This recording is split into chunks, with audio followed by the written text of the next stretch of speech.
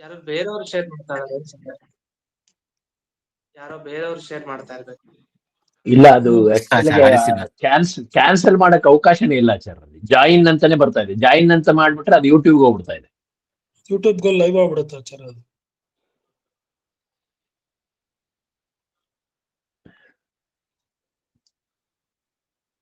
ಹೌದಾ, ನಮ್ದ್ರಲ್ಲಿ ಏನ್ ಬರ್ತಾ ಇಲ್ಲ ಇಲ್ಲಿ. ಏನೋ ಜಾಯಿನ್ ಅಂತ ಇಲ್ಲೇನೋ ಇದೆ. ನನಗ್ ಜಾಯಿನ್ ಅಂತ ಬರ್ತಾ ಇದೆ, ಬಟ್ ಜಾಯಿನ್ ಆಗಲ್ಲ ನಾನು. ಪರವಾಗಿಲ್ಲ, ಇವಾಗ ನಡೀತಾ ಇದೆ. ನಡೀಲಿ ಸರ್, ಪಾಠ ನಡೀ. ನನಗೆ ಆತರ ಏನ ಬಂದ ಡೈರೆಕ್ಟ್ ಆಗಿ ನಮ್ಗೆ ಇದಕ್ಕೆ ಮೀಟಿಂಗ್ ಲಾಗಿನ್ ಸರ್ ಆಚಾರ ಆಗ್ತಾ ಇದ್ದೀನಿ. ಅದಕ್ಕೇನೆ ನನ್ಗೆ ಆತರ ಅದೇನು ಕಂಡು ಬಂದಿಲ್ಲ. ನಮ್ಗೆಲ್ಲ ಹಾಗೆ ಬಂತ ಆಚಾರ.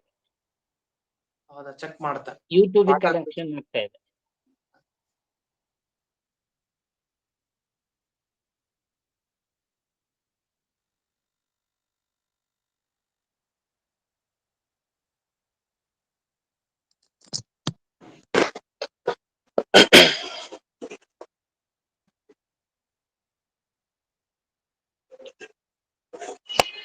ಸುಮತಿಭಿರನುಮೇಜಂ ಶುಭ್ರಕಾಜಂ ಸಖಾಯಂ ಸುಖಮಜಮನಪಾಜಂ ಮುಕ್ತ್ಯುಪಾಜಂ ವಿಮಾಜಂ ನೃಹಜಮಹಮಮೇಜಂ ಧ್ಯೇಯಮಾಮ್ನಾಜಗೇಜಂ ಸದಜಮ ಸದಜೇಜಂ ಶ್ರೀಸಹಾಜಂ ಭಜೇಜಂ ತಪಸ್ವಾಧ್ಯಾಯ ಶುಶ್ರೂಷಾ ಕೃಷ್ಣ ಪೂಜಾರತಂ ಮುನಿಂ ವಿಶ್ವೇಶಮಿಷ್ಟದಂ ವಂದೇ ಪರಿವ್ರಾಟ್ ಚಕ್ರವರ್ತಿನಂ. ಶ್ರೀ ಗುರುಭ್ಯೋ ನಮಃ. ಹರಿ ಓಂ. ಶ್ರಿಯಃ ಪತ್ಯೇ ನಿತ್ಯಾ ಗಣಿತ ಗುಣಮಾಣಿಕ್ಯ ವಿಶದ ಪ್ರಭಾಜಾಲೋಲ್ಲಾಸೋಪಹತ ಸಕಲಾವತ್ಯತಮಸೆ ಜಗಜ್ಜನ್ಮಸ್ಥೇಮ ಪ್ರಳಯ ರಚನಾಶೀಲ ವಪುಷೆ ನಮೋ ಶೇಷಾಂನಾಯ ಸ್ಮೃತಿ ಹೃದಯ ದೀಪ್ತಾಯ ಹರಜೆ ಯೇನ ಪ್ರಾದುರಭಾವಿ ಭೂಮಿ ವಲಜೆ ವ್ಯಸ್ತಾರಿ ಗೋಸಂತತಿ ಪ್ರಾಬೋಧಿ ಶ್ರುತಿ ಪಂಕಜಂ ಕರುಣಜಾ ಪ್ರಕಾಶಿತತ್ವಂ ಪರಂ ಧ್ವಾಂತಂ ಧ್ವಂಸಮನಾಜಿ ಸಾಧುನಿಕರಶ್ಚಾಕಾರಿ ಸನ್ಮಾರ್ಗಗಃ ತೇನ ವ್ಯಾಸ ದಿವಾಕರೇಣ ಸತತಂ ಮಾತ್ಯಾಜಿ ಮೇ ಮಾನಸಂ ವ್ಯಾಪ್ತಿರೇಯಸ್ಯ ನಿಜೇ ನಿಜೇ ನಮಃ ಸಾ ಪಕ್ಷೇ ಸಪಕ್ಷೇ ಸ್ಥಿತಿಃ ವ್ಯಾವೃತ್ತಿಶ್ಚ ವಿಪಕ್ಷತೋಥ ವಿಷಜೆ ಸಕ್ತಿರ್ನ ವೈಬಾಧಿತೆ ನೈವಾಸ್ತಿ ಪ್ರತಿಪಕ್ಷಯುಕ್ತಿರತುಲಂ ಶುದ್ಧಂ ಪ್ರಮಾಣಂ ಸಮೇ ಭೂಯಾತ್ ತತ್ವವಿನಿರ್ಣಯಾಯ ಭಗವಾನ್ ಆನಂದತೀರ್ಥೋ ಮುನಿಃ ಭವತಿ ಯದನುಭಾವಾತ್ಯೇಡಮೂಕೋऽಪಿ ವಾಗ್ಮಿ ಜಡಮತಿರಪಿ ಜಂತುರ್ಜಾಯತೆ ಪ್ರಾಜ್ಞಮೌಲಿಃ सकलवचनचेतो देवता भारती सा मम वचसि निधत्तां सन्निधिं मानसे च रमानिवासोचितवासभूमिः संन्याय रत्नावलिजन्मभूमिः वैराग्यभाग्यो मम पद्मनाभतीर्थामृताब्धिर्भवताद्विभूत्यै पदवाक्यप्रमाणज्ञान प्रतिवादिमदच्छिदः श्रीमदक्षोभ्यतीर्थाख्यानुपतिष्ठे गुरून् मम श्रीमदानंद तीर्थार्य सन्मनः सरसि भुवि अनुव्याख्यान नलिने चंचरी कतिमे मनः न शब्दाब्धौ गाढाः न च निगम चर्चासु चतुराः न च न्याये प्रौढाः न च विदित वेद्या अपि वयं परं श्रीमत्पूर्ण प्रमति गुरु कारुण्य सरणिं प्रपन्नामान्या स्मः किमपि च वदन्तोऽपि महताम् ओम नारायणं निखिल पूर्ण गुणैकदेहं निर्दोषमाप्यतममप्यखिलैः सुवाक्यैः अस्योद्भवादितमशेष विशेषतोऽपि वन्द्यं सदा प्रियतमं मम सन्नमामि कुपिता हि फणच्छाया समीकृत्या परं सुखं सेवन्ते यत्पदं धीरास्तं भजे वल्लभं श्रियः।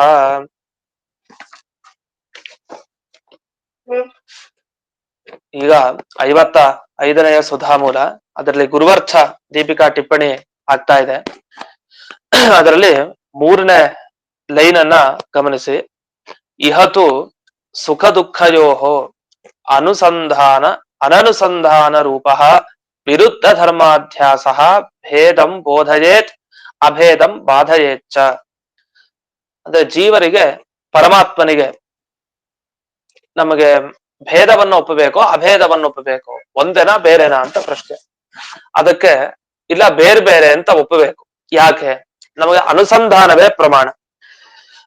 ಬೇರೆ ಬೇರೆ ಅಂತ ಹೇಳಿಕ್ಕೆ ಅನುಸಂಧಾನ ಪ್ರಮಾಣ. ಅನುಸಂಧಾನ ಪ್ರಮಾಣ ಅಂತಂದ್ರೆ ಅವತ್ತು ಹೇಳಿದಂತೆ ಸುಖ ದುಃಖ ಇದೆರಡು ಒಂದೇ ಅಲ್ಲ ಪರಮಾತ್ಮ ಮತ್ತೆ ಜೀವರಿಗೆ, ಯಾವತ್ತೂ ಬೇರೆ ಬೇರೆ. ಯಾವಾಗ ಬೇರೆ ಬೇರೆನೆ ಆಗಿದೆಯೋ ಆಗ ಜೀವ ಬೇರೆ ಪರಮಾತ್ಮ ಬೇರೆ ಅನ್ಲಿಕ್ಕೆ ನಮ್ಗೆ ಪ್ರಮಾಣ ಏನಿದೆ ಅಂದ್ರೆ ನಮ್ಗೆ ಅನುಸಂಧಾನ. ಸುಖ ದುಃಖ ಅನುಸಂಧಾನವೇ ಪರಮಾತ್ಮ ಜೀವ ಬೇರೆ ಅನ್ಲಿಕ್ಕೆ ಪ್ರಮಾಣ. ಹಾಗಾದ್ರೆ ಅಭೇದ ಒಪ್ತೀರಾ? ಒಪ್ಪಲ್ಲ. ಯಾಕೆಂದ್ರೆ ಭೇದ ಬಂದ ಮೇಲೆ ಅಭೇದಕ್ಕೆ ಜಾಗ ಇಲ್ಲ, ಅದು ಖಾಲಿ ಮಾಡ್ಕೊಂಡು ಹೋಗ್ಬೇಕು. ಒಂದೇ ಒಂದು ಆಸನ ಇತ್ತು ಕೂಡ್ಲಿಕ್ಕೆ, ಒಂದ ಅವನ್ ಕೂಡ್ಬೇಕು, ಒಂದ ಇವನ್ ಕೂಡ್ಬೇಕು. ಇಲ್ಲಿ ಕೂಡ್ಸಿದ್ ಯಾರನ್ನ? ಭೇದವನ್ನ ಕೂಡ್ಸಿದ್ವಿ ಅದೇ ಆಸನದಲ್ಲಿ. ಅಭೇದ ಬರ್ಲಿಕ್ಕೆ ಅವಕಾಶ ಇಲ್ಲ, ಆಸನ ಪೂರ್ತಿ ಆಯ್ತು, ಮುಗೀತು. ಅಭೇದವನ್ನ ಓಡಿಸತ್ತೆ. ಅಭೇದ ಇಲ್ಲ ಜೀವ ಪರಮಾತ್ಮನಿಗೆ, ಇರೋದು ಒಂದೇ, ಅದು ಭೇದ ಮಾತ್ರ. ಅದಕ್ಕೇನ್ ಪ್ರಮಾಣ ಅಂತ ಕೇಳಿದ್ರೆ ಅನುಸಂಧಾನ ಇಲ್ದೇ ಇರೋದೇ ಪ್ರಮಾಣ. ಪರಸ್ಪರ ಒಬ್ಬರಿಗೆ ಆಗುವಂತಹ ಸುಖ ಇನ್ನೊಬ್ಬನಿಗಾಗಲ್ಲ, ಅದೇ ಸುಖ. ಒಬ್ಬನಿಗಾಗೋ ದುಃಖ ಮತ್ತೊಬ್ಬನಿಗಾಗಲ್ಲ. ಇದು ಮುಖ್ಯವಾಗಿ ಪರಮಾತ್ಮ ಜೀವ ಬೇರೆ ಬೇರೆ ಅನ್ಲಿಕ್ಕೆ ಪ್ರಮಾಣ ನಮ್ಮ ಹತ್ರ ಇರೋದು. ಒಂದ್ ವೇಳೆ ಅಭೇದ ಅಂದ್ರೆ ಇಬ್ರು ಒಂದೇ ಅಂತ ಆಗಿದ್ರೆ ಅವಾಗ ಏನಾಗ್ತಾ ಇತ್ತು ಅದನ್ನ ಮುಂದಕ್ಕೆ ವಿವರಿಸ್ತಾರೆ. ಸತಿ ಅಭೇದೆ ಅನಾದಿ ಕಾಲಂ ಆರಭ್ಯ ಅನುಭೂತಂ ಸುಖ ದುಃಖಾದಿಕಂ ಏಕೈಕೋ ಜೀವ ತದಾ ತದಾ ಅನುಸಂಧಾನೆ ಏವ ದೃಷ್ಟ. ಅಂದ್ರೆ ಯಾವಾಗ್ಲೂ ಕೂಡ ಅಭೇದ ಇತ್ತು ಅಂದ್ರೆ ಯಾವತ್ತಿನಿಂದ ನಾವು ಯಾವತ್ತಿನಿಂದ ಇದೀವೋ, ಅಂದ್ರೆ ಜೀವ ಯಾವತ್ತಿನಿಂದ ಇದಾನೋ, ಯಾವ ಸಮಯದಿಂದ ಇದಾನೋ, ಮತ್ತೆ ಪರಮಾತ್ಮ ಯಾವ ಕಾಲದಿಂದ ಇದಾನೋ ಅಲ್ಲಿಂದ ಹಿಡಿದು ಇಲ್ಲಿಯವರೆಗೆ ಸುಖ ದುಃಖಗಳ ಅನುಸಂಧಾನ ಯಾವಾಗ್ಲೂ ಕೂಡ ಜೀವನಿಗೆ ಒಬ್ಬೊಬ್ಬನಿಗೂ ಕೂಡ, ಒಬ್ಬೊಬ್ಬ ಜೀವನನ್ನು ತಗೊಂಡು ಎಲ್ಲರಿಗೂ ಕೂಡ ಒಂದೇ ಆಗ್ಬೇಕು. ಆಗಾಗ ಅನುಸಂಧಾನ ಬರ್ತಾನೆ ಇರ್ಬೇಕು. ಆದ್ರೆ ಆಗಾಗ ಪರಸ್ಪರ ಅನುಸಂಧಾನ ಕಾಣ್ತಾ ಇಲ್ಲ. ಒಬ್ಬನಾಗೋದು ಇನ್ನೊಬ್ಬನಿಗಾಗಲ್ಲ. ಆ ರೀತಿ ಸುಖ ದುಃಖಗಳು ಪರಸ್ಪರ ಒಬ್ಬನಿಗಾಗಿದ್ದೇ ಇನ್ನೊಬ್ಬನಿಗೆ ಅದೇ ಪ್ರಮಾಣದಲ್ಲಿ ಅಷ್ಟೇ ದುಃಖ ಆ ರೀತಿ ಆಗ್ಲಿಕ್ಕೆ ಸಾಧ್ಯ ಇಲ್ಲ. ಬೇರೆ ಬೇರೆ ದುಃಖ, ಬೇರೆ ಬೇರೆ ಸುಖ. ಆದ್ರಿಂದ ಎಂದಿಗೂ ಈ ಪರಮಾತ್ಮ ಮತ್ತೆ ಜೀವ ಒಬ್ರೇ ಅಂತ ಹೇಳಲಿಕ್ಕೆ ಸಾಧ್ಯ ಇಲ್ಲ ಅಂತ ಇಷ್ಟು ಬಂತು. ಇನ್ನೊಂದು ಮಾತನ್ನ ಹೇಳ್ತಾರೆ, ಅಭೇದ ಇದ್ರೆ ಒಂದು ಉದಾಹರಣೆ ಕೊಡ್ತೀವಿ. ಈಗ ಪಾದಗತ ಅಂಶ ದುಃಖಾದಿಕಂ ಹಸ್ತಾದಿಗತಾಂಶ ಅನುಸಂಧತ್ತೆ ಅಂಶಿ ಜೀವಶ್ಚ ಅನುಸಂಧತ್ತೆ. ಈಗ ಒಬ್ರೇ ಆಗಿದ್ರೆ ಪರಸ್ಪರ ಅನುಸಂಧಾನ ಆಗ್ಬೇಕು. ಈಗ ನಾನು ಮತ್ತೆ ನೀವು ಬೇರೆ ಬೇರೆ, ಇಲ್ಲಿರುವಂತಹ ಜನರೆಲ್ಲ ಬೇರೆ, ನಾವು ಬೇರೆ. ನಮ್ಮಲ್ಲಿ ಎಲ್ಲರಲ್ಲೂ ಭೇದ ಇದೆ. ಯಾಕೆ? ನಮಗಾಗುವಂತ ಸುಖ ಅದು ನಿಮಗಾಗಿಲ್ಲ, ನಿಮ್ಗಾಗೋ ದುಃಖ ಅದು ನಮಗಾಗಿಲ್ಲ. ಹೀಗೆ ಒಂದು ಒಟ್ಟು ವ್ಯತ್ಯಾಸ ಇದ್ದೇ ಇರುತ್ತೆ. ಈ ವ್ಯತ್ಯಾಸ ಇರೋದ್ರಿಂದಲೇ ನಾವು ಬೇರೆ ನೀವು ಬೇರೆ, ಅನುಸಂಧಾನ ಪರಸ್ಪರವಾಗಿ ನಮಗೆ ಇಲ್ಲ. ಸುಖ ದುಃಖ ಅನುಸಂಧಾನ ಇದೇನ್ ಹೇಳ್ತಾರೆ, ಉದಾಹರಣೆ ಕೊಡ್ತಾರೆ. ಒಂದೇ ಆಗಿದ್ರೆ ವಸ್ತು ಹೇಗೆ ಅನುಭವ ಬರತ್ ನಮ್ಗೆ ಅಂದ್ರೆ, ಈಗ ನಮ್ಗೆ ನಡ್ಕೊಂಡು ಹೋಗ್ತೀವಿ, ಮುಳ್ಳಿದೆ, ಮುಳ್ಳು ಚುಚ್ಚತ್ತೆ ನಮ್ಮ ಕಾಲಿಗೆ. ಹಾಗಾದ್ರೆ ನಮ್ಮ ಕಾಲಿನ ಒಂದು ಭಾಗಕ್ಕೆ ಮುಳ್ಳು ಚುಚ್ಚಿತು. ಮುಳ್ಳು ಚುಚ್ಚಿದಾಗ ನನ್ ನೋವಾಯ್ತು ಅಂತ ಜೋರಾಗಿ ನಾವು ಕಿರ್ಚ್ಕೊಳ್ತೀವಿ, ನೋವಾಯ್ತು ಅಂತ. ಯಾಕೆ ಕಿರ್ಚ್ಕೊಳ್ತೀವಿ? ವಸ್ತುತಃ ಆತ್ಮ ಎಲ್ಲಿದ್ದಾನೆ? ಆತ್ಮ ನಮ್ಮ ಹೃದಯದಲ್ಲಿ ಇದ್ದಾನೆ. ಈ ಹೃದಯ ಮಧ್ಯಪ್ರದೇಶದಲ್ಲಿ ಇದ್ದಾನೆ ಆತ್ಮ, ಜೀವ. ಆದ್ರೆ ಚುಚ್ಚಿದ್ ಮಾತ್ರ ಕಾಲಿಗೆ. ಕಾಲಿಗೆ ಚುಚ್ಚಿದ್ರೆ ಕಾಲಿಗೆ ನೋವಾಗ್ಬೇಕು. ಆದ್ರೆ ಇಲ್ಲಿರುವಂತ ಆತ್ಮನಿಗೆ ಅದರ ಅನುಭವ ಆಗ್ತಾ ಇದೆ, ಆ ದುಃಖದ ಅನುಭವ. ಇದು ಹೇಗ್ ಸಾಧ್ಯ? ಪಾದದಲ್ಲಿರುವಂತಹ ಅಂಶ, ಪಾದದಲ್ಲಿರುವಂತಹ ಭಾಗಕ್ಕೆ ಚುಚ್ಚಿದ್ದು, ಆದ್ರಿಂದ ಅಲ್ಲಿ ದುಃಖ ಆಯ್ತು. ಯಾಕೆ? ಮುಳ್ಳು ಚುಚ್ಚಿದ್ದಲ್ಲಿ ಅದನ್ನು ದುಃಖ ಅನುಭವ ಅಲ್ಲ ಆಯ್ತು ವಸ್ತುತಃ. ಆದ್ರೆ ಇಲ್ಲಿ ಜೀವನಿಗೆ ಇಲ್ಲಿರೋನ್ಗೂ ಗೊತ್ತಾಗ್ತಾ ಇದೆ. ಮತ್ತೆ ಕೈಯಲ್ಲಿ ನಾವು ಕೈಯಿಂದ ಮುಳ್ಳನ್ನ ತೆಗಿತೀವಿ, ಆ ಕೈಯಲ್ಲಿ ಇರೋನ್ಗೂ ಗೊತ್ತಾಗ್ತಾ ಇದೆ, ಓ ನನಗೆ ದುಃಖ ಆಯ್ತು, ಈ ಮುಳ್ಳು ಚುಚ್ಚಿದೆ ಅಂತ. ವಸ್ತುತಃ ಕೈಗೆ ಮುಳ್ಳು ಚುಚ್ಚಲಿಲ್ಲ, ಚುಚ್ಚಿದ್ದು ಕಾಲಿಗೆ. ಆದ್ರೆ ನೋವಾಗ್ತಾ ಇರೋದು ಮಾತ್ರ ಪೂರ್ತಿ ದೇಹದಲ್ಲಿರೋ ಎಲ್ಲಾ ಕಡೆಯಲ್ಲಿರೋ ಆತ್ಮನಿಗೂ ಕೂಡ ಅವನಿಗೆ ಅನುಭವಕ್ಕೆ ಬರ್ತಾ ಇದೆ. ಹಾಗಾದ್ರೆ ಆತ್ಮ ಎಲ್ಲಾ ಕಡೆ ಇದ್ದಾನೆ. ಹೇಗೆ ತನ್ನ ಪ್ರಭೆಯಿಂದ, ಹೇಗೆ ಸೂರ್ಯ ಒಂದೇ ಕಡೆ ಇದ್ದು ತನ್ನ ಪ್ರಭೆ ಎಲ್ಲಾ ಕಡೆ ಇದೆಯೋ, ಅದೇ ತರ ಆತ್ಮ ಒಂದೇ ಕಡೆ ಇದ್ರು ಇಡೀ ದೇಹದಲ್ಲಿ ಅವನ ಪ್ರಕಾಶ ವ್ಯಾಪ್ತಿ ಇಡೀ ದೇಹದಲ್ಲಿ ಇರುತ್ತೆ. ಆದ್ರಿಂದ ಮುಳ್ಳನ್ನ ನಾವು ಕೈಯಿಂದ ತೆಗೆದಾಗಲು ಅವಾಗ ಸುಖ ಆಗತ್ತೆ, ಸುಖಾನುಭವ. ಹಬ್ಬ ಕಾಲಿಗೆ ಇಲ್ಲಿವರೆಗೂ ನೋವಾಗ್ತಾ ಇತ್ತು, ಈಗಿಲ್ಲ. ಆ ಮುಳ್ಳನ್ನ ತೆಗೆದಾಗ, ಮುಳ್ಳು ಚುಚ್ಕೊಂಡಿದ್ದಾಗ ಕಂಟಕ ವೇದನ, ಕಂಟಕ ಚುಚ್ಚಿದ್ದಾಗ ಅಂದ್ರೆ ಮುಳ್ಳು ಚುಚ್ಚಿದ್ದಾಗ ನಮ್ಗೆ ಈ ಕೈಯಲ್ಲಿರುವಂತಹ ಆತ್ಮನಿಗಾಗ್ಲಿ, ಕಾಲಿನಲ್ಲಿರೋ ಆತ್ಮನಿಗಾಗ್ಲಿ, ಎಲ್ಲಾ ಕಡೆ ಇರುವಂತಹ ಆತ್ಮನಿಗೆ ಸುಖ ದುಃಖ ಆಗ್ತಾ ಇದೆ. ಹಾಗಾದ್ರೆ ಕಾಲ್ನಲ್ಲಿರೋ ಆತ್ಮನಿಗೂ ಆಗ್ತಾ ಇದೆ, ಕೈನಲ್ಲಿರುವಂತಹ ಆತ್ಮನಿಗೂ ಆಗ್ತಾ ಇದೆ. ಕೊನೆಗೆ ಅಂಶಿ ಜೀವಶ್ಚ ಅನುಸಂಧತ್ತೆ, ಯಾವ ಜೀವ ಇದ್ದಾನೆ ಅವನು ಹೃದಯದಲ್ಲಿ ವಾಸ್ತವಿಕವಾಗಿ ಅವನ ಸ್ಥಾನ. ಹಾಗಾದ್ರೆ ಹೃದಯದಲ್ಲಿ ತಾನು ಸ್ಥಾನ ಏನಿದೆ ಅಲ್ಲಿದ್ದಾನೆ ಆ ಜೀವ, ಅವನಿಗೆ ಅನುಭವ ಆಗ್ತಾ ಇದೆ. ಜೊತೆಗೆ ಅವನ ಪ್ರಭೆ ಎಲ್ಲೆಲ್ಲಿ ಇಡೀ ದೇಹದಲ್ಲಿದೆ ಅಲ್ಲಿರುವಂಥವನಿಗೂ ಆ ಎಲ್ಲ ಅನುಭವ ಆಗ್ತಾ ಇದೆ. ಇದೆಲ್ಲ ಯಾಕೆ ಆಗ್ತಾ ಇದೆ ಅಂದ್ರೆ ಎಲ್ಲಾ ಕಡೆ ಇಡೀ ದೇಹದಲ್ಲಿರೋನ್ ಒಬ್ನೇ. ಹಾಗಾದ್ರೆ ಒಬ್ಬನೇ ಅಂತ ಆದ್ರೆ ಅವ್ನು ಎಲ್ಲಿ ಬೇಕಾದ್ರೆ ಇರ್ಲಿ, ಅವನಿಗೆ ಸುಖ ಆಯ್ತು ಅಂದ್ರೆ ಸುಖ ಆಗ್ಬೇಕು ಎಲ್ಲಿದ್ರು, ಅವನು ದುಃಖ ಆಯ್ತು ಅಂದ್ರೆ ಅವನಿಗೆ ದುಃಖ ಆಗ್ಬೇಕು. ಈ ರೀತಿ ವಿವರಣೆಯನ್ನು ಕೊಡ್ತಾರೆ. ಹಾಗಾದ್ರೆ ಅದೇ ತರ ಇಲ್ಲೂ ಜೀವರು ಅಂದ್ರೆ ಅನೇಕ ಜೀವರುಗಳು ಮತ್ತೆ ಪರಮಾತ್ಮ ಇವರೆಲ್ಲ ಒಂದೇ ಅಂತ ಆದ್ರೆ ಪರಮಾತ್ಮ ಎಲ್ಲಿ ಬೇಕಾದ್ರೆ ಇರ್ಲಿ, ಜೀವರು ಎಲ್ಲಿ ಬೇಕಾದ್ರೆ ಇರ್ಲಿ, ಪರಸ್ಪರ ಪರಮಾತ್ಮನಿಗೆ ಸುಖ ಆದ ಕೂಡಲೇ ನಮಗೆ ಅದೇ ಸುಖ ಆಗ್ಬೇಕು. ನಮಗೆ ದುಃಖ ಆಯ್ತು ಏನಾದ್ರು ಅಂದ್ರೆ ಅದೇ ದುಃಖ ಅವನಿಗೂ ಆಗ್ಬೇಕು. ಅವನು ಇಡೀ ಜಗತ್ತಿನಲ್ಲಿ ಎಲ್ಲಿ ಬೇಕಾದ್ರೆ ಇರ್ಲಿ. ಹೇಗೆ ಒಂದೇ ದೇಹದಲ್ಲಿ ಆತ್ಮ ಅವನು ಎಲ್ಲಿ ಬೇಕಾದ್ರೆ ಇರ್ಲಿ, ಆದ್ರೆ ಮುಳ್ಳು ಚುಚ್ಚಿದ್ರೆ ದುಃಖ ಆಯ್ತು ಅಂದ್ರೆ ದುಃಖ ಆಯ್ತು. ಕ್ಷೀರಪಾನವನ್ನ ಮಾಡಿದ್ರೆ ಅವನಿಗೆ ಸುಖ ಆಯ್ತು, ಆ ಸುಖದ ಅನುಭವ ಆಗ್ಲೇಬೇಕು ಎಲ್ಲಿದ್ರು ಆತ್ಮನಿಗೆ. ಅಂತೂ ಸುಖದ ಅನುಭವ ಆಗ್ಲಿ ದುಃಖಾನುಭವ ಆಗ್ಲಿ ಒಂದೇ ಅಂತ ಒಪ್ಪಿದ್ರೆ ಎಲ್ರೂ ಪರಸ್ಪರ, ಆಗ ಪರಸ್ಪರ ಸುಖ ದುಃಖಾನುಸಂಧಾನ ಆಗ್ಲೇಬೇಕು. ಇಷ್ಟಲ್ಲದೆ ಸೌಭರಿ ಋಷಿಗಳ ಪ್ರಸಂಗವನ್ನ ನೆನಪಿಸ್ಕೊಡ್ತಾರೆ. ಅವರು ಕಾಯವ್ಯೂಹ ಸಂಪಾದನೇನ ಪ್ರಾರಬ್ಧ ಕರ್ಮಜಂ ಭೋಗಂ ಭುಂಜಾನಾಹ ಯೋಗಿನೋಪಿ ಸತಿ ಅಭೇದೆ ಅನುಸಂಧಾನಾಹ ದೃಷ್ಟಾಹ ಅಂತ ಹೇಳ್ತಾರೆ. ಅಂದ್ರೆ ಅಭೇದ ಇದೆ. ಅವರೇನ್ ಮಾಡಿದ್ರು, ಪ್ರಾರಬ್ಧ ಕರ್ಮವನ್ನ ಅವರು ಕಳ್ಕೊಳ್ಬೇಕು. ಅದಕ್ಕೋಸ್ಕರ ಪ್ರಾರಬ್ಧ ಕರ್ಮದ ಫಲ ಎಲ್ಲ ದೇಹ ಒಂದು 50 ದೇಹ ಸ್ವೀಕಾರ ಮಾಡಿದ್ರು. 50 ದೇಹ ಒಂದೇ ಸಮಯದಲ್ಲಿ ಸ್ವೀಕಾರ ಮಾಡಿ ಇನ್ನು ಬಹಳಷ್ಟು ಪ್ರತಿ ಜನ್ಮ ಎತ್ತಿ ಅದರಲ್ಲಿ ಪ್ರಾರಬ್ಧ ಕರ್ಮದ ಫಲವನ್ನ ಅನುಭವಿಸಿ ಕಳ್ಕೊಳ್ಬೇಕು. ಅದ್ರ ಬದಲು ಒಂದೇ ಸಲ 50 ದೇಹ ಸ್ವೀಕಾರ ಮಾಡಿದ್ರು. 50 ಜನ್ಮದಲ್ಲಿ ಆಗುವಂತ ಏನೇನಿದೆ ಅಷ್ಟು 50 ದೇಹ ಸ್ವೀಕಾರ ಮಾಡಿದ್ರು. ತಾವೇ ಆ 50 ದೇಹ ಯಾರ್ದು ಬೇರೆಯವ್ರದಲ್ಲ, ತಮ್ಮದೇ. ತಾವೇ ಒಳಗಡೆ ಇರೋದು, ಆದ್ರೆ ದೇಹ ಮಾತ್ರ 50. ಅಲ್ಲಿ ಕಾಯವ್ಯೂಹ ಅಂತ ಹೇಳ್ತೀವಿ. ಕಾಯ ಅಂದ್ರೆ ದೇಹ, ವ್ಯೂಹ ಅಂದ್ರೆ ಗುಂಪು. ಕಾಯವ್ಯೂಹ ಒಂದಿಷ್ಟು ದೇಹವನ್ನ ತಗೊಂಡು ಈ ಜ್ಞಾನಿಗಳೆಲ್ಲ ತಾವು ಪ್ರಾರಬ್ಧ ಕರ್ಮದ ಫಲ ಅನುಭವಿಸ್ಲಿಕ್ಕೆ ಸ್ವೀಕಾರ ಮಾಡಿರೋದು ನಮಗೆ ಪ್ರಸಿದ್ಧ. ಅವ್ರೇನ್ ಮಾಡಿದ್ರು, ಅಷ್ಟೆಲ್ಲ ದೇಹ ತಗೊಂಡು ಎಲ್ಲ ಅನುಸಂಧಾನ ಮಾಡ್ತಾ ಇದ್ರು. ಒಂದು ದೇಹಕ್ಕಾಗೋದು ಗೊತ್ತಾಗೋದು ಮತ್ತೊಂದು ದೇಹದಲ್ಲಿರೋ ಅವರಿಗೆ ಗೊತ್ತಾಗ್ತಾ ಇತ್ತು. ಇನ್ನೊಂದು ದೇಹದಲ್ಲಿರೋ ಅವರು ಮತ್ತೊಂದು ದೇಹದಲ್ಲಿ ಆಗೋದು ಅವ್ರಿಗೆ ಗೊತ್ತಾಗ್ತಾ ಇತ್ತು. ಯಾಕೆ? ಅವರೇ ತಾರೆ ಅಂಶಿ. ಎಲ್ಲಾ ದೇಹದಲ್ಲಿರೋ ಆ ಜೀವ ಮಾತ್ರ ಒಬ್ಬನೇ, ದೇಹ ಮಾತ್ರ ಅಷ್ಟೊಂದು. ಇದು ಸಾಧ್ಯ ಇದೆ, ಒಬ್ಬರೇ ಅನೇಕ ದೇಹಗಳನ್ನ ಸ್ವೀಕಾರ ಮಾಡೋರಿದ್ದಾರೆ ತಮ್ಮ ತಪಶಕ್ತಿಯಿಂದ. ಅದು ಸೌಭರಿ ಋಷಿಗಳೇ ನಮ್ಗೆ ಅದರಲ್ಲಿ ದೃಷ್ಟಾಂತ. ಹಾಗಾದ್ರೆ ಏನಾಯ್ತು, ಅಂಶಾನಾಂ ಸಮುದಾಯಸ್ಯ ಚ ಅಭೇದೇ ಸತಿ ಕಥಂನ ಅನುಸಂಧಾನಂ. ಯಾವತ್ತು ಅಂಶಗಳು ಮತ್ತೆ ಅದರ ಗುಂಪು ಎರಡು ಒಂದೇ ಆದ ಮೇಲೆ ಅದಕ್ಕೆ ಅನುಸಂಧಾನ ಆಗ್ಲೇಬೇಕು. ಅಂಶ ಅಂದ್ರೆ ಈಗ ಉದಾಹರಣೆಗೆ ಈಗ 50 ದೇಹ ಅಂಶ, ಒಬ್ಬನದೇ ಸೌಭರಿ ಋಷಿಗಳದ್ದೇ 50 ದೇಹ, ಅದೆಲ್ಲ ಅಂಶ ಅಂತ ಇಟ್ಕೊಳ್ಳಿ. ಆ ಅಂಶಗಳನ್ನ ಪಡೆದವ್ರು ಯಾರು? ಅಂಶಿ ಅಂದ್ರೆ ಆ ಸೌಭರಿ ಋಷಿ ಜೀವ. ಆ ಜೀವ ಎಲ್ಲಾ ಕಡೆ 50 ದೇಹದಲ್ಲಿ ಒಬ್ಬರೇ ಇರೋದು. ಅವರಿಗೆ 50 ಅಂಶಗಳು ಅಂದ್ರೆ ಒಂದೊಂದು ದೇಹ ಒಂದೊಂದು ಅಂಶದ ರೀತಿಯಲ್ಲಿದೆ. ಹಾಗಾದ್ರೆ 50 ಭಾಗ 50 ದೇಹಗಳನ್ನ ಪಡೆದ ಆ ಜೀವನಿಗೆ, ಎಲ್ಲಾ ಕಡೆ ಇರೋನಿಗೆ ಯಾವ ಯಾವ ದೇಹದಲ್ಲಿ ಏನೇನಾಗತ್ತೋ ಅದೆಲ್ಲ ಅವನಿಗೆ ಆಗ್ಲೇಬೇಕು, ಗೊತ್ತಾಗತ್ತ ಅವನಿಗೆ. ಅಂತೂ ಅಂಶಕ್ಕೆ ಆಗೋದು ಅಂಶಿಗೆ ಆಗ್ಲೇಬೇಕು ಅಂತ ಅಂದ್ರೆ ಅಭಿಪ್ರಾಯ. ನಮ್ಮ ಕಾಲು, ನಮ್ಮ ಇಡೀ ದೇಹದಲ್ಲಿ ಕಾಲು ಒಂದು ಭಾಗ. ನಮ್ಗೆ ಒಂದು ಭಾಗಕ್ಕೆ ನೋವಾದ್ರೆ ಅವನಿಗೆ ಅನುಭವ ಎಲ್ಲಿದ್ರೂ ಬರುತ್ತೆ ಆ ಜೀವನಿಗೆ. ಆ ದುಃಖದ ಅನುಭವ ಅವನಿಗೆ ಆಗೇ ಆಗತ್ತೆ. ಹಾಗೆ ಎಲ್ಲೋ ಒಂದು ಕೈಯಿಂದ ಒಂದು ಒಳ್ಳೆ ವಸ್ತುವನ್ನ ಸ್ಪರ್ಶ ಮಾಡಿದ್ವಿ, ಸುಖ ಆಯ್ತು. ಸುಖ ಆದಾಗ ಸುಖದ ಅನುಭವ ಜೀವನಿಗೆ ಆಗೇ ಆಗತ್ತೆ.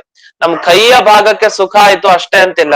ಅಥವಾ ಮೂಗಿನಿಂದ ಸುಗಂಧ, ಒಳ್ಳೆ ಗಂಧ ವಾಸನೆಯನ್ನ ಗ್ರಹಣ ಮಾಡ್ತೀವಿ ಮೂಗಿನಿಂದ. ಯಾವಾಗ ಮೂಗಿನಿಂದ ಸುಗಂಧ ಗ್ರಹಣ ಮಾಡ್ತೀವೋ ಆಗ ಮೂಗು ಗ್ರಹಣ ಮಾಡಿದ್ದಷ್ಟೇ ಹೊರತು ಬೇರೆ ಯಾವ ಇಂದ್ರಿಯಗಳು ಗ್ರಹಣ ಮಾಡ್ಲಿಲ್ಲ ಹಾಗೆಂತಿಲ್ಲ. ಸುಖದ ಅನುಭವ ಜೀವನಿಗಂತೂ ಆಗೇ ಆಗತ್ತೆ ಅವನೆಲ್ಲಿದ್ರು. ಈ ರೀತಿ ಅಂಶಕ್ಕೆ ಆಗೋದು ಅಂಶಿಗೆ ಆಗ್ಲೇಬೇಕು ಅಂತ ಇದೊಂದು ವಿವರಣೆಯನ್ನು ಕೊಡ್ತಾರೆ. ಅದನ್ನ ಒಟ್ಟು ಏನಾಯ್ತು, ಇದರಿಂದ ನಮಗೇನ್ ಗೊತ್ತಾಯ್ತು ಅಂದ್ರೆ, ನೀವು ಐಕ್ಯವನ್ನ ಹೇಳಿದ್ರೆ ಜೀವ ಪರಮಾತ್ಮ ಒಂದೇ ಅಂತ ಹೇಳೋದಿದ್ರೆ, ಒಂದೇ ಅಂತ ಹೇಳ್ಬೇಕು ಅಂದ್ರೆ ಅನುಸಂಧಾನ ಇರ್ಬೇಕು ಪರಸ್ಪರ. ಸುಖ ದುಃಖ ಆಗ್ಲಿ ಸಮಾನವಾಗಿರ್ಬೇಕು, ಒಂದೇ ಸುಖ ದುಃಖ. ಆದ್ರೆ ಅದು ಕಾಣ್ತಾ ಇಲ್ಲ ಜೀವ ಪರಮಾತ್ಮರಲ್ಲಿ.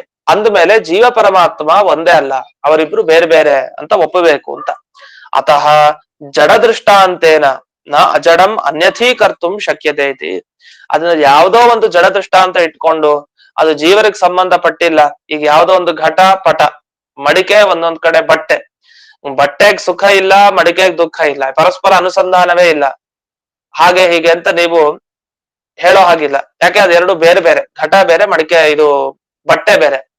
ಅಲ್ಲ, ಎರಡು ಕಲಶನೇ ತಗೊಳ್ತೀವಿ, ಎರಡು ಮಡಿಕೆನೆ, ಅವುಗಳಿಗೆ ಸುಖ ದುಃಖ ಇಲ್ವಲ್ಲ ಅಂದ್ರೆ ಎರಡು ಒಂದಲ್ಲ. ಎರಡು ಘಟ ಘಟ ಅಂತ ಎರಡ್ ಸಲ ಕರಿತೀವಲ್ಲ, ಎರಡು ಬೇರೆ. ಇಲ್ಲ ಒಂದೇ ಒಂದು ತಗೊಳ್ತೀವಿ, ಘಟ. ಈಗ ಮಡಿಕೆ ಬಟ್ಟೆ ಎರಡನ್ನೂ ತಗೊಳ್ಳಿಲ್ಲ, ಎರಡನ್ನ ತಗೊಂಡ್ರೆ ಅದು ಜಡ, ಜಡಕ್ ಸುಖ ದುಃಖ ಆಗೋದಿಲ್ವೇ ಇಲ್ಲ, ಬೇಡ. ಎರಡು ಮಡಿಕೆ ಅಂತ ತಗೊಂಡ್ವಿ, ಎರಡು ಮಡಿಕೆ ಅಂತ ತಗೊಂಡ್ರೆ ಒಂದು ಮಡಿಕೆಗಾಗೋ ಸುಖ ಇನ್ನೊಂದು ಮಡಿಕೆಗಾಗತ್ತ, ಒಂದು ಮಡಿಕೆಗಾಗೋ ದುಃಖ ಇನ್ನೊಂದು ಮಡಿಕೆಗಾಗತ್ತ? ಅಯ್ಯೋ, ಅದು ಮೂರ್ಖ ಪ್ರಶ್ನೆ ಇದು. ಯಾಕೆ? ಜಡ ಪದಾರ್ಥಗಳಿಗೆ ಸುಖ ದುಃಖಗಳ ಸಂಬಂಧವೇ ಇರಲ್ಲ, ಅದನ್ನ ಅದಿಲ್ಲ. ಬೇಡ, ಒಂದೇ ಘಟ ತಗೊಳ್ಳಿ, ಅಲ್ಲಿ ಎರಡು ಘಟ ಅಂದ್ರೆ ಎರಡು ಭೇದ ಬಂತಲ್ಲ. ಅಭೇದ ಅಂದ್ರೆ ಒಂದೇ. ತನಗೆ ಸುಖ ಆಗತ್ತ, ತಾನು ತನ್ನಲ್ಲಿ ಐಕ್ಯವನ್ನ ಪಡೆದಿರುವಂತದ್ದು ಘಟ ಅಂದ್ರೆ ನಾವೇ, ಯಾವತ್ತೂ ನಾವು ಬೇರೆ ಅಲ್ಲ. ಅಂದ್ರೆ ನಮ್ಮಲ್ಲಿ ನಮಗೇ ಐಕ್ಯ ಇದೆ. ಇಲ್ಲ, ಭಗವಂತನಿಗೆ ಭಗವಂತನ ರೂಪಗಳ ಜೊತೆಗೆ ಐಕ್ಯ ಇದೆ. ಭಗವಂತನಿಗೆ ಭಗವಂತನ ಗುಣ, ಭಗವಂತನ ಕ್ರಿಯೆ ಎಲ್ಲವೂ ಅಭೇದ ಅಂತ ಹೇಳ್ತೀವಿ. ತನ್ನ ಗುಣ, ತನ್ನ ಕ್ರಿಯೆ, ತನ್ನೊಂದಿಗೆ ಎಲ್ಲ ಅಭೇದ. ಆತರ ನಮ್ಮೊಂದಿಗೆ ನಮಗೆ ಅಭೇದ ಇದೆ. ಐಕ್ಯ ಇರೋದಿದ್ರೆ ನಮ್ಮಲ್ಲಿ ನಮಗೇ ಐಕ್ಯ ಇರ್ಬೇಕು. ಯಾಕೆ? ನಾವು ಬೇರೆ ಅಲ್ಲ. ಈ ಐಕ್ಯ ಇರೋ ಸ್ಥಳದಲ್ಲಿ ಅದು ವಿಶೇಷವಾಗಿ ಘಟ ತಗೊಂಡ್ರೆ, ಘಟಕ್ಕೆ ತನ್ನೊಂದಿಗೆ ತನಗೆ ಐಕ್ಯ ಇದೆ. ಆದ್ರೆ ಐಕ್ಯ ಇದ್ದ ಕೂಡಲೇ ಸುಖ ದುಃಖ ಆಗ್ತಾ ಇಲ್ವಲ್ಲ ಅಂದ್ರೆ, ನೋಡಿ, ನಾವು ಹೇಳ್ತಾ ಇರೋದು ಚೇತನರ ಬಗ್ಗೆ, ಜಡದ ಬಗ್ಗೆ ಮಾತಾಡ್ತಾ ಇಲ್ಲ.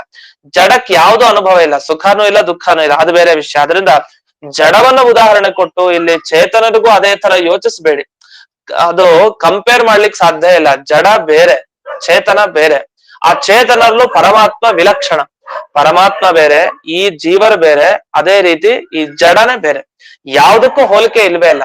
ಹೋಲಿಕೆ ಇಲ್ಲ, ಆದ್ರಿಂದ ಪರಸ್ಪರ ಒಬ್ರಿಗಾಗೋದು ಇನ್ನೊಬ್ರಿಗಾಗ್ಲಿ ಅಂತ ನೀವು ಆಪಾದನೆ ಮಾಡಬೇಡಿ. ಇಷ್ಟೆಲ್ಲ ಹೇಳಿ ಕೊನೆಗೊಂದು ಮಾತನ್ನ ಹೇಳ್ತಾರೆ.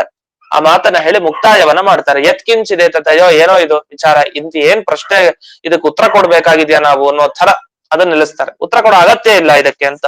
ಕಿಂತು ಅಂಶಾನಾಂ ಕಿಂಚ ಅಂತಿದೆ, ಕಿಂಚ ಅಂಶಾನಾಂ ಜೀವಾನಾಂ ದೇಹಾದಿ ಉಪಾಧಿನ ವಿಶ್ಲೇಷೆ ಸತಿ ತನ್ಮೇಲನ ರೂಪ ಸಮುದಾಯಸ್ಯ ಅಸಂಭವಾತ್ ಸಂಸಾರ ದಶಾಯ ಬ್ರಹ್ಮ ಅಭಾವ ಪ್ರಸಂಗ ಬ್ರಹ್ಮಣ ಉತ್ಪತ್ತಿ ಪ್ರಸಂಗಶ್ಚ ಇತಿ ಯತ್ಕಿಂಚಿದೆ ತತ್. ನಿಮ್ಮ ಪ್ರಕಾರ ಏನು ಅಂದ್ರೆ, ಎಲ್ಲಾ ಜೀವರ ಗುಂಪೇ ಭಗವಂತ ಅಷ್ಟೇ. ಅಂದ್ರೆ ಜೀವರುಗಳು ಮತ್ತೆ ಪರಮಾತ್ಮ ಅಂದ್ರೇನು? ಒಂದಿಷ್ಟು ಜೀವರ ಗುಂಪಿಗೆ ಬ್ರಹ್ಮ ಅಂತ ಕರೀತಾರೆ. ಯಾರು? ಭಾಸ್ಕರಾಚಾರ್ಯ ಮತದಲ್ಲಿ ದೇವರು ಒಂದು ಏನು? ಒಂದಿಷ್ಟು ಜೀವರ ಗುಂಪು, ಆ ಗುಂಪಿಗೆ ಒಂದು ಹೆಸರು ದೇವರು ಅಂತ ಅಷ್ಟೇ. ಈ ತರ ಅವ್ರು ಹೇಳ್ತಾರೆ. ಆದ್ರೆ ಈ ಮೇಲನ ಎಲ್ಲ ಹೇಗಾಗ್ಲಿಕ್ಕೆ ಸಾಧ್ಯ? ನೀವೇನ್ ಹೇಳ್ತೀರಿ? ಈಗ ಬಟ್ಟೆ ಅಂದ್ರೇನು? ಬಟ್ಟೆ ಅಂತಂದ್ರೆ ದಾರಗಳ ಗುಂಪು, ಅದಕ್ಕೆ ಬಟ್ಟೆ ಅಂತ ಹೆಸರು ಅಷ್ಟೇ. ಆ ದಾರಗಳ ಗುಂಪು ಅಂದ್ರೆ ಸುಮ್ನೆ ಒಂದಿಷ್ಟು ದಾರ ಹಾಕಿದ್ರೆ ಆಗಲ್ಲ.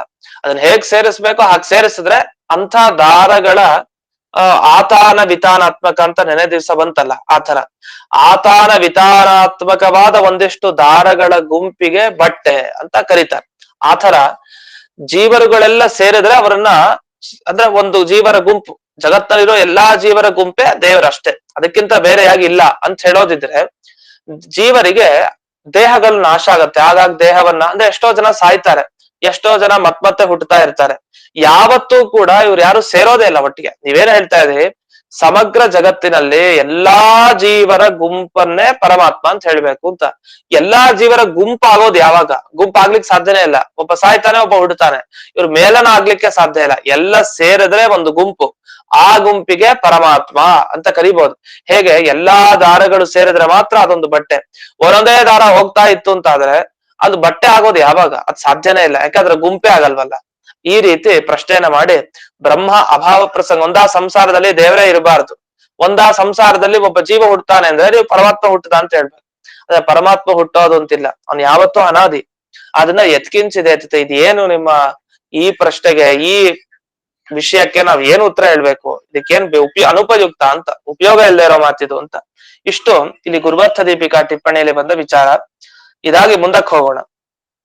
ಇನ್ನು ಮುಂದೆ ಮುಕ್ತಿಯಲ್ಲಿ ಮೋಕ್ಷಕ್ಕೆ ಬರ್ತಾರೆ. ಈಗ ಮುಂದಿನ ಅನುವ್ಯಾಖ್ಯಾನ 56ನೆಯ ಸುಧಾಮೂಲ. ಮುಕ್ತೌ ಸ್ಯಾತ್ ಅನುಸಂಧಾನಂ ಇತ್ಯಪಿ ಸ್ಯಾತ್ ಸುದುಷ್ಕರಂ ಸರ್ವಜ್ಞ ಏಕತಾಂ ನಾನು ಸಂಧತ್ತೆ ನೈವ ಸಾಯತಃ. ಅಲ್ಲಿ ಸರ್ವಜ್ಞ ಏಕತಾಂ ನಾನು ಅಂತ ಹೇಳ್ಕೊಡ್ತೀನಿ, ಆದ್ರೆ ಅನುಸಂಧತ್ತೆ ಅಂತ ಪದ, ಸಮಗ್ರ ಪದ ಬಿಡಿಸ್ ಹೇಳ್ಬೇಕಾದ್ರೆ ನಾನು ಸಂಧತ್ತೆ ನೈವ ಸಾಯತಃ ಅಂತ ಹಾಗೆ ಬಿಡಿಸ್ತೀವಿ ಅಷ್ಟೇ. ವಸ್ತುತಃ ನ ಅನುಸಂಧತ್ತೆ ಅಂತ ಅದನ್ನ ಬಿಡಿಸ್ಕೊಳ್ಬೇಕು. ಇಲ್ಲಿ ಈಗ ಈ ಸುಧಾ ಮೂಲ ಯಾಕೆ ಹೊರಡ್ತು ಅಂದ್ರೆ, ಇಲ್ಲಿ ಅನುವ್ಯಾಖ್ಯಾನದಲ್ಲಿ ಒಂದು ಮಾತು ಹೇಳಿದ್ರು, ಮುಕ್ತೌ ಸ್ಯಾತ್ ಅನುಸಂಧಾನಂ ಇತ್ಯಪಿ ಸ್ಯಾತ್ ಚತುಷ್ಕರಂ. ಕೆಲವರು ಏನ್ ಹೇಳಿದ್ರು ಅಂದ್ರೆ, ನೋಡಿ ಸಂಸಾರದಲ್ಲಿ ನೀವೇನ್ ಹೇಳಿದ್ರಿ, ಆಕ್ಷೇಪ ಮಾಡಿತ್ತು ನಮ್ಗೆ, ನಾವು ಮಾಡಿದ ಆಕ್ಷೇಪಕ್ಕೆ ಅವ್ರು ಉತ್ತರ ಕೊಡ್ತಾರೆ. ನಾವು ಮಾಡಿದ ಆಕ್ಷೇಪ ಏನು, ಜೀವ ಪರಮಾತ್ಮ ನಿಮ್ಮ ಮತದಲ್ಲಿ ಒಂದೇ ಅಂತ ಒಪ್ಪಿದಿರಿ. ಒಂದೇ ಅಂತ ಒಪ್ಪಿದ್ರೆ ಜೀವನಿಗಾಗೋ ದುಃಖ ಪರಮಾತ್ಮನಿಗಾಗ್ಲಿ, ಇನ್ನು ಪರಮಾತ್ಮನಿಗಾಗೋ ಸುಖ ಜೀವನಿಗಾಗ್ಲಿ, ಇಷ್ಟೇ ನಿಮ್ಮ ಆಕ್ಷೇಪ ತಾನೆ. ಈ ಆಕ್ಷೇಪಕ್ಕೆ ನಾವು ಉತ್ತರ ಕೊಡ್ತೀವಿ. ನಾವು ನಿಮಗ್ ಪ್ರಶ್ನೆ ಕೇಳ್ತೀವಿ, ಯಾವಾಗ್ಲೂ ಅನುಸಂಧಾನ ಬೇಕಾ, ಯಾವಾಗ್ಲಾದ್ರೂ ಒಮ್ಮೆ ಇದ್ರೆ ಸಾಕ? ಈಗ ಎರಡು ವಸ್ತು ಒಂದೇ ಆಗಬೇಕು ಅಂದ್ರೆ ಅದಕ್ಕಾಗೋ ಸುಖ ಅದೇ ಪ್ರಮಾಣದಲ್ಲಿ ಅಷ್ಟೇ ಸುಖ ಇನ್ನೊಬ್ಬ ಜೀವನಿಗಾಯ್ತು ಅಂದ್ರೆ ಇಬ್ರು ಒಂದೇ. ಯಾವಾಗ್ಲೂ ಆಗ್ಬೇಕು ಅಂತಿಲ್ಲ, ಯಾವಾಗಾದ್ರೂ ಒಮ್ಮೆ ಆದ್ರೂ ಸಾಕು. ಈಗ ಇಂದ್ರ ಲೋಕದಲ್ಲಿ ಇಂದ್ರ ದೇವರು ಇರ್ತಾನೆ, ಅರ್ಜುನ ಕೆಳಗಿಳಿದಾನೆ. ಇಂದ್ರ ದೇವರಿಗೆ ಆಗೋದೆಲ್ಲ ಅರ್ಜುನನಿಗೆ ಅನುಭವಕ್ಕೆ ಬರ್ಬೇಕು ಅಂತಿಲ್ಲ, ಅರ್ಜುನನಿಗೆ ಅನುಭವಕ್ಕೆ ಇರೋದೆಲ್ಲ ಇಂದ್ರ ದೇವರಿಗೆ ಬರ್ಬೇಕು ಅಂತಿಲ್ಲ. ಆದ್ರೆ ಯಾವಾಗ್ಲಾದ್ರೂ ಒಮ್ಮೆ ತಮ್ಮ ಸ್ವರೂಪದ ಜ್ಞಾನ ಯಾವಾಗ್ಲಾದ್ರೂ ಬರುತ್ತಲ್ಲ, ಓ ನಾನು ಇಂದ್ರ, ನಾನು ಸೂರ್ಯ, ನಾನು ಯಮ, ಯಾವಾಗ್ಲಾದ್ರೂ ಒಮ್ಮೊಮ್ಮೆ ಅವರ ಸ್ವರೂಪದ ಜ್ಞಾನ ಬರುತ್ತೆ. ಆಗ ಆ ಸುಖ ದುಃಖಗಳ ಸಾಮ್ಯ ಸಮಾನತೆ ಅವ್ರಿಗೆ ಬರುತ್ತೆ. ಹಾಗಾದ್ರೆ ಯಾವಾಗ್ಲೂ ಒಮ್ಮೆ ಇದ್ರು ಸಾಕು. ಒಮ್ಮೆ ಅನುಸಂಧಾನ ಬಂದ್ರು ಯಾವಾಗ್ಲಾದ್ರೊಮ್ಮೆ, ಆಗ ಆ ಜೀವ ಇನ್ನೊಬ್ಬ ಒಬ್ಬನೇ ಅಂತ ಹೇಳಲಿಕ್ಕೆ ಸಾಧ್ಯತೆ ಇದೆ. ನಾವೀಗ ಅದನ್ನ ತೋರಿಸ್ಕೊಡ್ತೀವಿ. ಎಲ್ಲಿ ಅಂದ್ರೆ, ಜೀವರಿಗೆ ಪರಮಾತ್ಮನಿಗೆ ಆಗುವಂಥದ್ದು ಒಂದೇ ಅನುಸಂಧಾನ, ಸುಖ ದುಃಖ ಬರುತ್ತೆ. ಎಲ್ಲಿ? ನಾವು ಮೋಕ್ಷಕ್ಕೆ ಹೋಗ್ತೀವಿ. ಮೋಕ್ಷಕ್ಕೆ ಹೋದಾಗ ನಾವು ಸುಖ ಅನುಭವಿಸ್ತೀವಿ. ಅದು ಪರಮಾತ್ಮನಿಗಾಗೋ ಸುಖ ಇದೆಯಲ್ಲ ಅದೇ, ಅದಕ್ಕಿಂತ ಬೇರೆ ಅಲ್ಲ. ಹಾಗಾದ್ರೆ ಮೋಕ್ಷದಲ್ಲಿ ಆಗ್ಬೇಕಾದ್ರೆ ನಮಗೂ ಮತ್ತೆ ಪರಮಾತ್ಮನಿಗೂ ಒಂದೇ ಸುಖ. ಆ ಒಂದೇ ಸುಖ ಅಂತಂದ್ಮೇಲೆ ಜೀವ ಪರಮಾತ್ಮ ಬೇರೆನಾ ಒಬ್ರೇನಾ? ಬೇರೆ ಬೇರೆ ಅಲ್ಲ, ಒಬ್ರೇನೆ, ಒಂದೇ ಪದಾರ್ಥ. ಮತ್ ಸಂಸಾರದಲ್ಲಿ ಎಲ್ಲಿಲ್ವಲ್ಲ ಅಂದ್ರೆ ಹೌದು, ಇಲ್ಲ, ನಿಜ. ಯಾಕಂದ್ರೆ ಯಾವಾಗಲೂ ಅದು ಒಮ್ಮೆ ಆದ್ರೆ ಸಾಕು. ಎರಡು ವಸ್ತು ಅಂತ ನೀವು ಜೀವ ಪರಮಾತ್ಮ ಒಬ್ಬರೇ ಆಗ್ಬೇಕು ಅಂದ್ರೆ ಏನು, ಅವನಿಗೆ ಆಗೋದು ಇವನಿಗೆ ಯಾವಾಗಲೂ ಒಮ್ಮೆ ಆದ್ರೆ ಸಾಕು. ಯಾವಾಗಲೂ ಆಗ್ಬೇಕು ಅಂತ ನಾವು ಹೇಳ್ತಾ ಇಲ್ಲ ದ್ವೈತಿಗಳು. ಅದನ್ನ ಅವ್ರು ನಮ್ಮ ಈ ಮಾತನ್ನ ಇಟ್ಟುಕೊಂಡು ಮೋಕ್ಷದಲ್ಲಿ ಮುಕ್ತವು ಸ್ಯಾತ್ ಅನುಸಂಧಾನಂ, ಮೋಕ್ಷದಲ್ಲಿ ಅನುಸಂಧಾನಂ ಸ್ಯಾತ್, ಪರಮಾತ್ಮನಿಗೆ ಯಾವ ಸುಖ ಆಗ್ತಾ ಇದೆಯೋ ಅದು ನಮಗೂ ಆಗುತ್ತೆ ಜೀವರಿಗೆ ಅಂತ ನೀವೇನಾದ್ರು ಹೇಳೋದಿದ್ರೆ ಇದು ಸುದುಷ್ಕರಂ, ಇದು ಮಾತು ಸರಿ ಇಲ್ಲ ಅಂತ ಹೇಳ್ತಾರೆ. ಯಾಕೆ ಅಂತಂದ್ರೆ ಅದಕ್ಕೆ ವಿವರಣೆಯನ್ನ ಕೊಡ್ತಾರೆ ಸುಧಾದಲ್ಲಿ. ಈಗ ಮೊದಲನೇ ಮಾತು 56ನೇ ಸುಧಾ ಮೂಲ, ಭವತು ಅನುಸಂಧಾನೈಕ ಪ್ರಮಾಣಕಂ ಚೇತನೈಕ್ಯಂ. ನಿಜ ಅವ್ರು ಹೇಳ್ತಾರೆ ನಮ್ಗೆ, ನಿಜ ನೀವ್ ಹೇಳ್ದಾಗೆ ಎರಡು ವಸ್ತು ಪರಮಾತ್ಮ ಜೀವ ಒಂದೇ ಅಂತ ಹೇಳ್ಬೇಕು ಅಂತ ಆದ್ರೆ ಆಗ ಅನುಸಂಧಾನ ಇರ್ಬೇಕು, ನಾವ್ ಒಪ್ಕೊಳ್ತೀವಿ. ಆದ್ರೆ ಅನುಸಂಧಾನ ಯಾವಾಗ್ಲೂ ಇರ್ಬೇಕು ಅಂತ ಹೇಳ್ತಾ ಇಲ್ಲ. ಕಾದಾಚಿತ್ ಕಮಪಿ ಐಕ್ಯಂ ಸಾಧಯತಿ, ಯಾವಾಗ್ಲೂ ಒಮ್ಮೆ ಆ ಪರಮಾತ್ಮನಗಾಗೋ ಅನುಭವ ನಮಗಾದ್ರೆ ಸಾಕು, ಆಗ ನಾವು ಅವನು ಒಬ್ಬರೇ ಅಂತ ಪರಿಗಣನೆ ಮಾಡಬಹುದು. ಎಲ್ಲಿದೆ ನಿಮಗೆ ಅಂದ್ರೆ ವಿದ್ಯತೇಚ ಮುಕ್ತವು ಅನುಸಂಧಾನಂ, ಮೋಕ್ಷಕ್ಕೆ ಹೋದಾಗ ನಮಗೆ ಎಲ್ಲ ಅನುಸಂಧಾನ ಇದೆ. ಆದ್ರಿಂದ ಐಕ್ಯ ಸಿದ್ಧಿ, ನಾವು ಜೀವರು ಪರಮಾತ್ಮ ಒಂದೇ, ಬೇರೆ ಬೇರೆ ಅಲ್ಲ. ಅದಕ್ಕೆ ಹೇಳ್ತಾರೆ ಅದ್ ಹೇಗ್ ಸಾಧ್ಯ? ಮೋಕ್ಷದಲ್ಲಿ ಹೋದವ್ರಿಗೆ ಹೋಲಿಕೆ ಕೊಡ್ತಿರಲ್ಲ, ಪರಮಾತ್ಮನಿಗೆ ಏನಾಗತ್ತೋ ಅದು ಮುಕ್ತನಿಗೂ ಕೂಡ ಆಗ್ಲೇಬೇಕು. ಒಬ್ರೆ ಅಂತ ಹೇಳ್ತೀರಿ, ಹೋಲಿಕೆ ಅನ್ಬಾರ್ದು, ಒಬ್ರೆ ಅಂತ ಹೇಳ್ತಾ ಇದೀರಿ, ಅಭೇದ. ಅದ್ ಹೇಗ್ ಸಾಧ್ಯ ಅಂದ್ರೆ ಅದಕ್ ಮಾತು ಹೇಳ್ತಾರೆ, ಮುಕ್ತ ಸ್ವರೂಪಸ್ಯ ದುಃಖಾದಿ ದೋಷ ದೂರತ್ವೇನ ಪ್ರಾಗುಕ್ತ ದೋಷ ಅಭಾವಶ್ಚ. ಇಲ್ಲಿವರೆಗೂ ನೀವೇನ್ ಆಕ್ಷೇಪ ಮಾಡಿದ್ದು, ಜೀವ ಸಂಸಾರದಲ್ಲಿದ್ದಾನೆ, ಅವನಿಗೆ ದುಃಖ ಆಗ್ತಾ ಇದೆ ಎಷ್ಟೋ ಪ್ರಸಂಗದಲ್ಲಿ, ಆ ದುಃಖ ಎಲ್ಲ ಪರಮಾತ್ಮನಿಗಾಗ್ಲಿ ಅಂತ. ಅದೇ ಈ ಜೀವನನ್ನು ಮೋಕ್ಷಕ್ಕೆ ಕಳಿಸಿದ್ರೆ ಮೋಕ್ಷದಲ್ಲಿ ಈ ಜೀವನಿಗೆ ದುಃಖ ಇದೆಯೋ ಇಲ್ವೋ ಅಷ್ಟೇ ಹೇಳಿ. ಅವಾಗ ನಾವೇನಂತೀವಿ ಅವ್ರಿಗೆ, ನಿಜ ಇಲ್ಲ ದುಃಖ, ಮುಕ್ತ ಅಂತ ಯಾವಾಗ ಕರಿತೀವಿ? ಮೋಕ್ಷಕ್ಕೆ ಹೋದವನು ಯಾವತ್ತೂ ಕೂಡ ಮುಕ್ತ ಅಂತ ಅವನಿಗೆ ಹೆಸರು. ಯಾಕೆ ಮುಕ್ತ ಅಂತ ಹೆಸರು? ಯಾವುದೇ ಕಷ್ಟಗಳು ಅವನಿಗಿರಲ್ಲ, ಅದರಿಂದ ಮುಕ್ತ. ಯಾವುದೇ ದೋಷಗಳು ಇರಲ್ಲ, ರಾಗದ್ವೇಷ ಸಂಸಾರದಲ್ಲಿ ಮಾತ್ರ.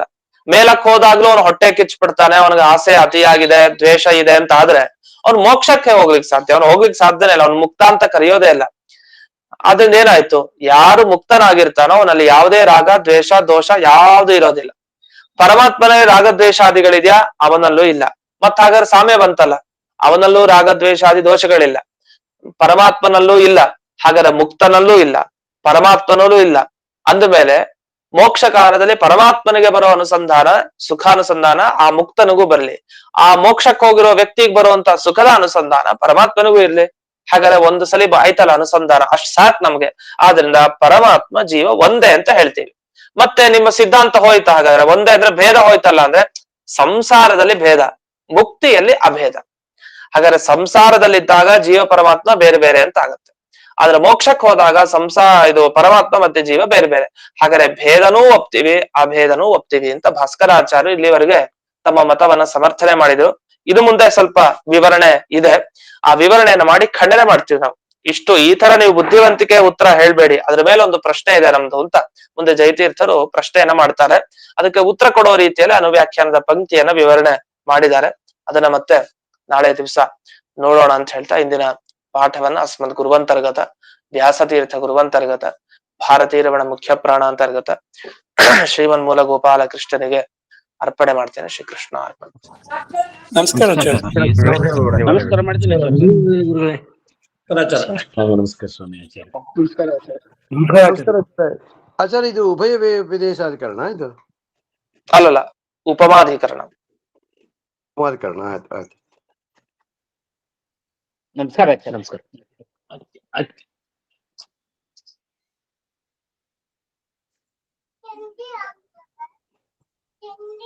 ಹೌದೇನು?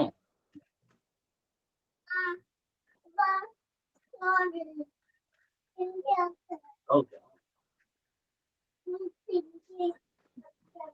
ಬರ್ತೀನಿ.